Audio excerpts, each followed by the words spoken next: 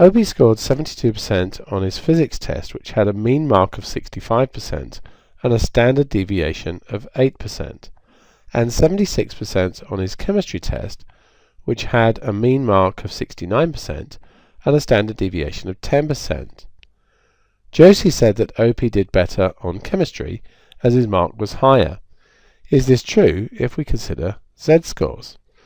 Well, I think even before we consider z-scores, then we can see that Josie's statement is fallacious, because this might have been a really hard test. Indeed, OP might even have been top on it, and he may have been halfway up the class on this one if it was a much easier test.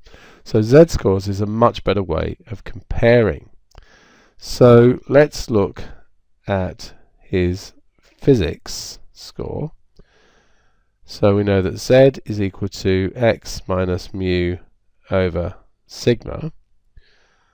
So his z here is, so his score was 72, the mean was 65, and the standard deviation was 8. So we'll calculate that. So we've got 72, take away 65 over 8, and that's 0.875. So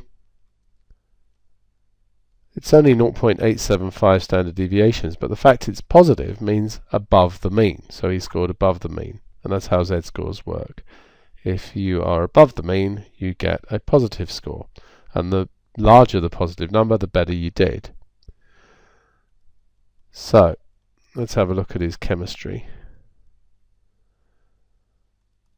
So once again, z is x minus mu over sigma. So that is going to be, in this case, 76 was his score, the mean was 69, and the standard deviation was 10. So that is 0.7. So when we consider z-scores, we can see that he did better in physics because he's further up the class. What exactly do we mean by that? So if we consider now that this is the standard normal, the mean is 0, we know the standard deviation is 1.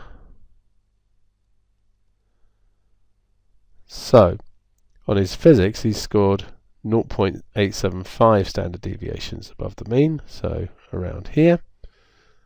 And if we consider the chemistry, about 0.7, so say here. So definitely better in physics.